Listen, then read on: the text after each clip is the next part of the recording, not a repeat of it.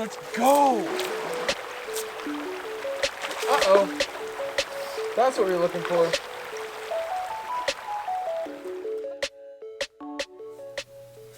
Howdy y'all, this is going to be a bit different of a video. I recently had an epic 3-part session on what's called Clear Creek. It's one of my favorite streams in the entire Driftless region, and with a day like that, I thought it deserved a bit more technical breakdown, a dissection of all the elements that went into why we had such a good day, and maybe how y'all can apply it to your future adventures. And to do this, I want to give a brief overview of Clear Creek, go over my experience throughout the day, and then finally break down what you guys can expect and hopefully what you guys can bring to the table when you're coming to Clear Creek. But before I get into all that, I gotta start this off the jump. Thank you to all you OG subs, all you followers, subscribers, commenters, all you on the Discord. Y'all are the freaking best, and I appreciate you so much. And if you're out there and you haven't subbed yet and you're watching this video, don't worry about it. I appreciate the views so much, and hopefully maybe later on you can jump on the Fly All Season gang.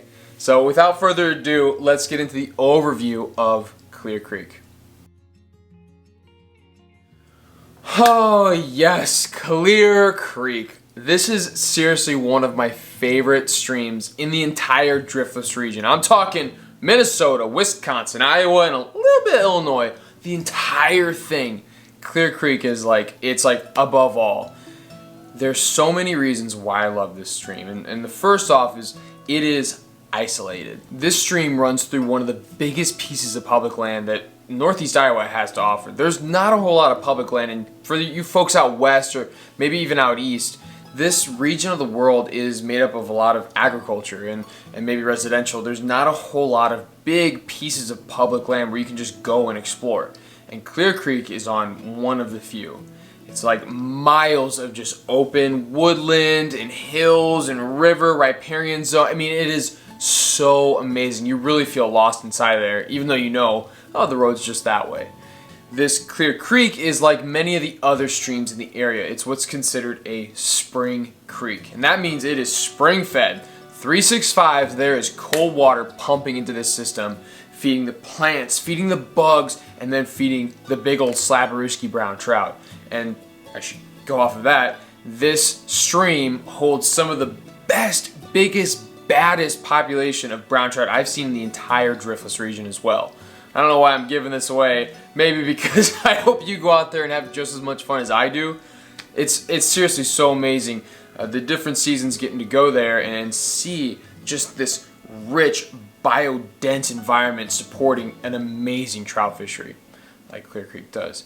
And I guess on top of that, it's really just the adventure part. You really do feel by yourself out there. The adventure is real. Every bend is different, every hole changes, and it's technical. It's probably one of the hardest Driftless streams I've had the ability to go and fish thus far.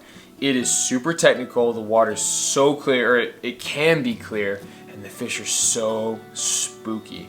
It really tests your ability to cast in tight situations, long cast, short cast, your ability to know water depths, where it changes, everything that goes into a, let's just say, a complete angler, being able to utilize dry flies, nips, streamers, the whole nine. You got to bring all those pieces to Clear Creek to make something happen. And that's why the day we experienced, I mean, if you've seen this little mini series, you'll understand why I'm so geek and why I'm so excited, because this does not happen often, and it just seemed like the stars aligned to give us the day we did. That leads us perfectly into this next segment. Let's go over my experience on this day at Clear Creek. This outing was my first official full send for the season. The winter doldrum had finally given way to a little twinkle of spring. You could kind of see it as temps were starting to rise out of the single digits up to the teens, and finally we had a weekend where it all aligned, and we were going to be looking at like a 30 to 40 degree weather day. I mean, that's like a godsend up north.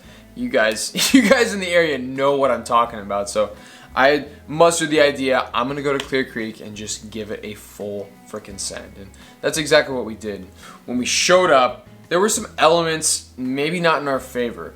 The first thing that I was really worried about was the day itself. So we were looking at a bluebird sky and sunny most of the day.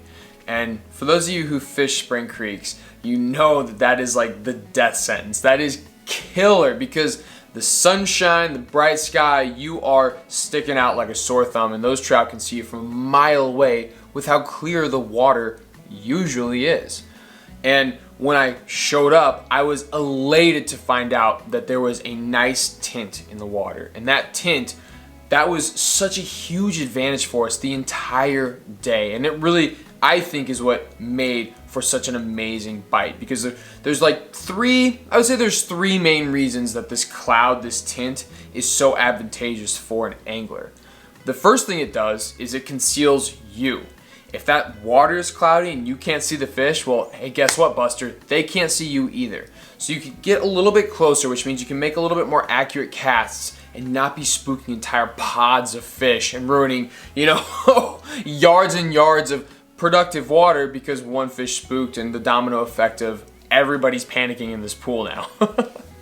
The second thing it does is that cloudy water, it pushes a lot of food into the water. So you're assuming that there is some sort of precipitation, or in this case, snow melt, that is causing a lot of influx of water into this environment. Because usually it's crystal clear.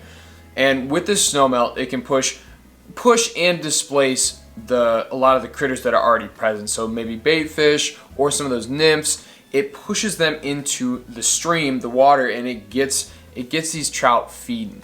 And the third reason this cloud is so advantageous is because that cloud, it hides how crappy your flies are. I'm not an expert tyer. My flies are not pretty, but it does a good job, because when these fish are just feeding, when they're on the feed, they're reckless abandon. They're just grabbing anything that looks even close to what is in the water. And I think it's so important for anglers to realize that is when there's a cloud, you need to throw a little bit bigger, a little bit brighter, something that sticks out, because these fish, they're a little bit more reckless than they normally would be when choosing what to eat. And going off of that, so after the cloud that really saved our day, looking into the water and seeing all the bioavailability for these fish to eat, it's no wonder they're packing on the pounds. They are just munching down super hard on scuds, on midges, mayflies, sow bugs, and anything else that swims in this creek. And there's so many things that were in our favor. And I think another thing to note would be that we had a deep freeze. There's probably like a month and a half plus of nobody fishing the waters because they were either frozen over or it's too damn cold for your fingers to be outside your gloves for too long, and they're not getting pressured. I was probably the first angler to hit that section maybe in a month, maybe two, maybe even three, just because of how isolated and kind of in the backwoods this Clear Creek is. And again, huge advantage for us because they're not used to seeing flies. They're used to being able to eat and just get the feed bag on. And that's really what we saw in the fish. The fish were fat, they were vibrant, and they were pissed off, man. They were not happy to be getting hooked by this goon, and we roped in some of the best brown trout consistently that I've ever seen. I mean, this was one of the most epic outings for me in a long, long time.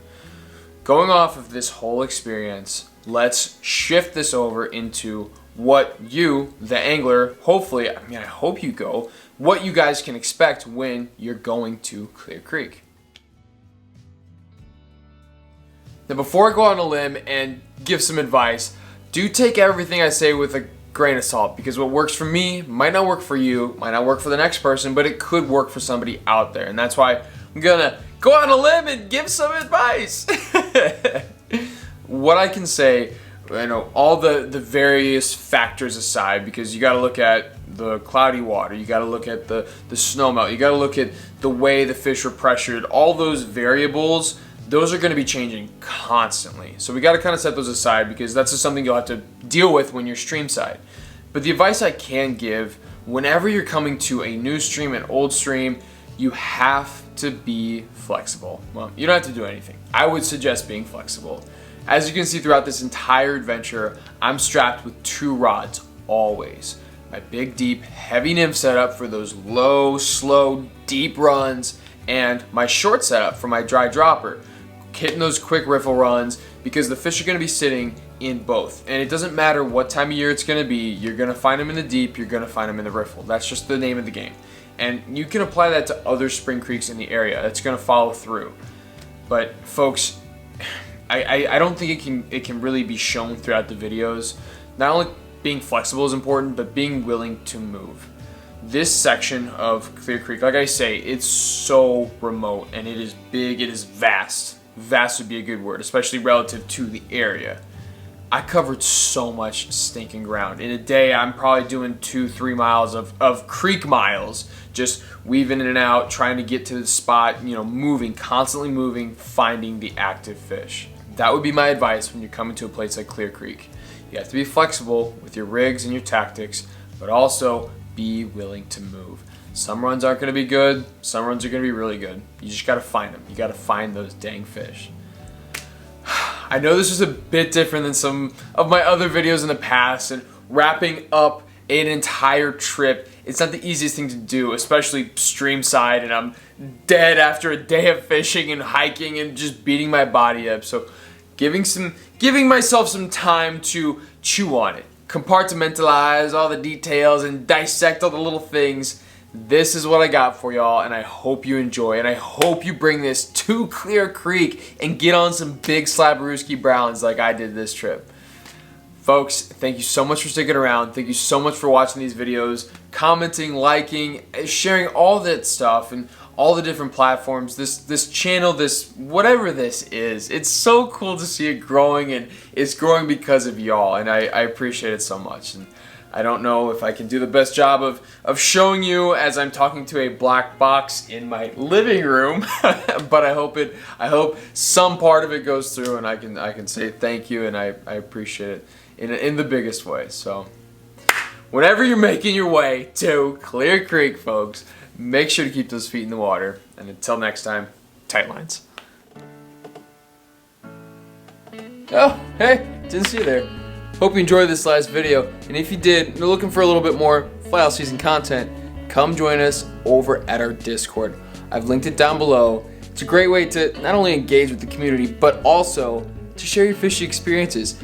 Give a little fishy knowledge, take a little fishy knowledge. There's folks from all over the United States putting in their 2 cents, talking shop, so we hope to see you over there soon. And wherever your adventures take you, I sure hope you're keeping your feet in the water. And until next time, folks, tight lines.